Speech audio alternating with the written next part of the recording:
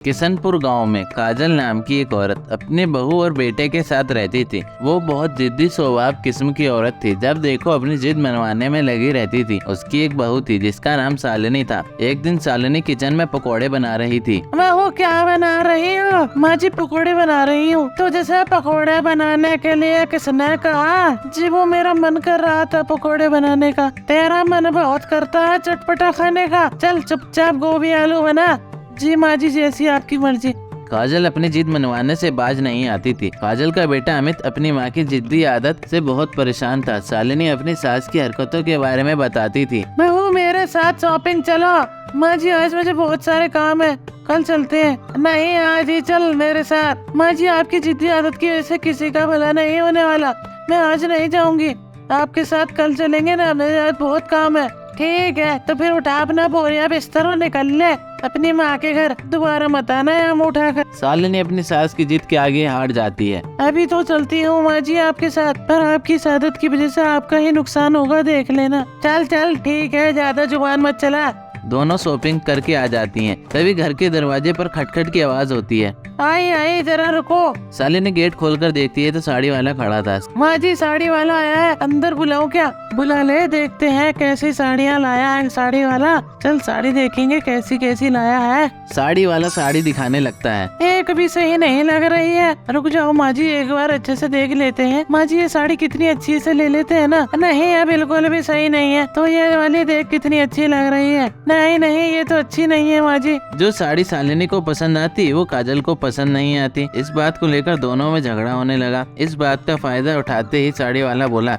माँ जी आप ये वाली साड़ी ले लो, बहुत सस्ती है। कितने की है बेटा? माँ जी 5,000 की है और बहुत अच्छी है, ये वाली साड़ी ले लो। काजल साड़ी लेकर बहुत खुश थी। शाम को शालिनी को साड़ी दिखाते हुए उसकी सास उसे कहती है, देखा कल मोही कितनी जलती है मुझसे। मैं भी कितनी जिद्दी हूँ, साड़ी लेकर ही छोड़ी। आने दे मेरे बेटे को, तुझे पता है कितना खुश होगा वो। इतने में अमित ऑफिस से आता है। काजल अपने बेटे को साड़ी दिखा रही थी कि तभी अमित कहता है, वो सब तो ठीक है माँ, पर ये कितने की है? बेटा 5,000 की है, पता है सबसे बढ़िया साड़ी है ये। माँ कल ही मेरा दोस्त 2,000 में ऐसी साड़ी लेकर आया है अपनी माँ के लिए, आपको उसने उल्लू बना दिया। काजल सोच में पड़ जाती है और कहती है, बेटा ये सब मेरी जिद के कारण हुआ, मुझे माफ कर दे। मेरी वजह से कितने पैसे बर्बाद हो गए। अब मैं ऐसा नहीं करूँगी, मुझे माफ कर दे बेटे। शहर के एक जंगल में पीलू अपने पति बबलू कबूतर के साथ रहा करती थी। वो अपने पति को लंच बॉक्स देकर उसे ऑफिस भेजती है। तभी उसे एक चिड़िया अपने मोटर वाहन से उतरती दिखती है। अरे बबली तू!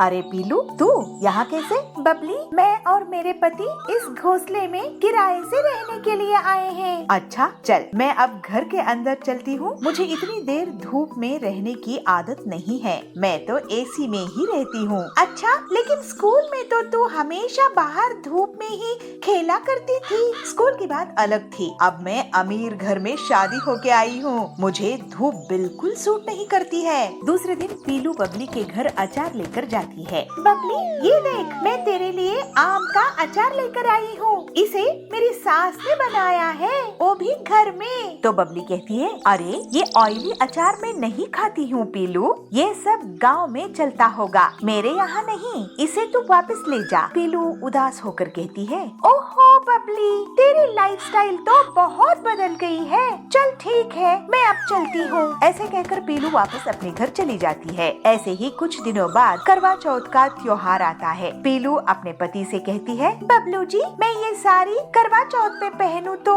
कैसी लगेगी? पीलू तुम भी क्या सोचती होगी कि कैसा पति मिला है, किराए के घर में रखा है, नई साड़ी भी नहीं दिला सकता। लेकिन क्या करूं, मेरी तनख्वाह इतनी कम है कि महीना पूरा होने के पहले ही सारा पैसा खत्म हो जाता है। काश इस त्योहार में मैं तुम्हें कम से कम एक अच्छी साड़ी दिला पाता। तो पीलू कहती है, बबलू जी आपका प्यार ही मेरे लिए असली दौलत है, आप चिंता मत करो, सब ठीक हो जाएगा। तो बबलू कहता है, तुम सच में बहुत अच्छी हो पीलू, ये लो 1,000 रुपए और इससे करवा चौथ का सामान ले आना। ठीक है है जी, मैं पूजा का सामान ले आऊंगी। शाम में पीलू के घर बबली आती है। पीलू, आज करवा चौथ मनाने के लिए सभी चिड़िया मेरे बंगलों में आ रही है, तो भी आ जाना। मेरे बंगलों की छत से चांद साफ साफ दिखता है। तुम लोगों की छोटे छोटे घोंसलों में शायद वो सही से निकलेगा नहीं, फिर तुम लोग भूखी रह जाओगी। तो पीलू कहती है,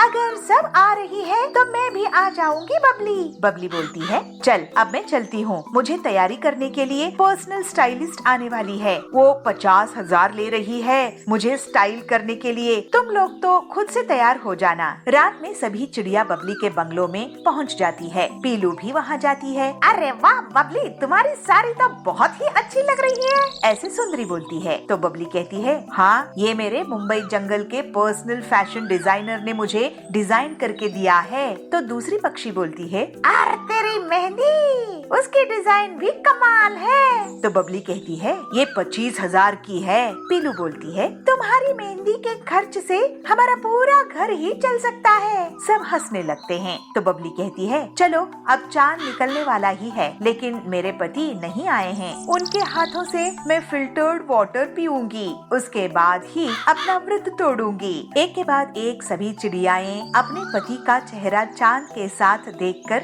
साथ ही व्रत पूरा कर लेती है। पीलू भी बबलू के साथ व्रत पूरा कर लेती है, लेकिन बबली के पति अभी तक नहीं आते हैं। फिर सभी चिड़िया अपने अपने घर चली जाती है। देर रात को पीलू बबली को फोन लगाती है। अरे बबली, फोन क्यों नहीं उठा रही है? उसके पति घर आए कि नहीं? ऐसे कहते हुए वो अपने पति के साथ बबली के घर जाती है। वहाँ वो देखती है कि बबली अपने हॉल में बेहोश पड़ी हुई है। फिर पीलू तुरंत ही डॉक्टर को फोन लगाती है। इन्हें तो डिहाइड्रेशन हुआ है, इन्हें मैं एक इंजेक्शन देता हूँ, इससे इनकी हालात संभल जाएगी। इनके पति को जल्दी से बुलाओ। फिर बबलू तुरंत ही बबली के पति के ऑफिस पहुँच जाता है और उन्हें पूरी बात बताता है। वो दोनों जल्द से जल्द घर वापस आते हैं। बबली पति से कहती है, आप कहाँ रह गए थे? आपका फोन नहीं लग रहा था। बबली का पति कहता है, बबली, तुमने मुझे बताया ही नहीं कि आज तुमने करवा चौथ का व्रत रखी है।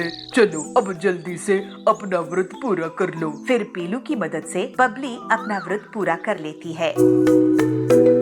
चुनमुन के पास भगवान की दया से सब कुछ था, एक अच्छा बेटा, अच्छी बहू और भी ऐशो आराम की हर चीज। लेकिन फिर भी चुनमुन अपनी किस्मत को रोती रहती थी। एक दिन वो अपनी पड़ोसन चुनमुन से कह रही होती है, अरे क्या बताऊं बहन, खाने के बहुत लाले पड़े हुए हैं, जो कुछ मिल जाता है वही हम खा लेते हैं, और पहनने को भी बस 3-4 साड़ियाँ ही हैं बस, जो मैं और मेरी बहू दोनों अदल बदल कर पहन लेती हैं। लेकिन चुनमुन, तेरा बेटा तो शहर में काम करता है, वो क्या तुझे पैसे नहीं भेजता?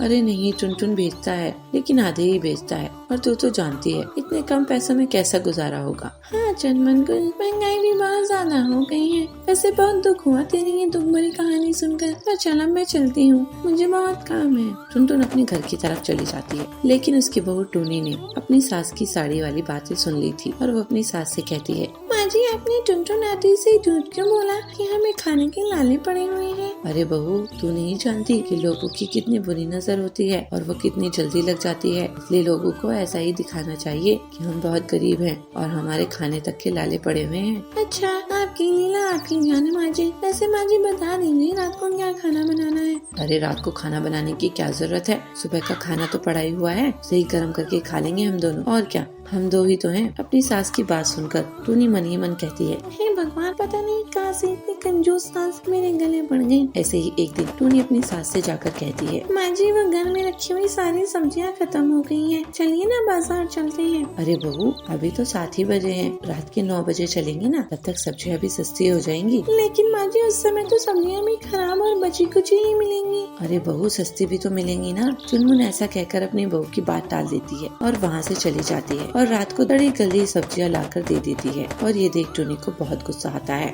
लेकिन वो अपना गुस्सा शांत कर लेती है। ऐसे ही एक दिन टूनी अपनी सास से कहती है, माँ जी, कुछ पैसे दे दीजिए, मुझे अपने मायके जाना है। ये ले 50 रुपए। लेकिन माँ जी, इतने से क्या होगा? अरे तू पूछ रही है इतने में क्या होगा? अरे इतने पैसों में ही काम होगा। देख, यहाँ से तो तू पैदल बस स्टॉप तक चली जा। अरे 3 किलोमीटर ही तो दूर है। कितना दूर होता है 3 किलोमीटर? भागते भागते चली जाएगी और उसके आगे से जो पैसे लगेंगे वो मैंने तुझे दे ही दी। अब फिर और पैसों की जरूरत क्या है? अब तो टूनी का पारे हाई हो जाता है और वो अपनी सास से कहती है, माँ जी, बस बहुत हो गया आपका कंजूसी पना। हम देखो, आप कंजूसी पना ही दिखाती रहती है। अरे माँ जी, इतने पैसे बचा बचा कर आप कहाँ ले जाएंगी? ये जिंदगी है, अच्छे से जियो, रो रो कर जिंदगी काट रही है और अपने साथ मुझे भी ऐसा बना रही है। अपनी बहू की बात सुनकर चुनमुन को भी अपनी कंजूसी का एहसास होता है और वो आगे से कंजूसी करना छोड़ देती है।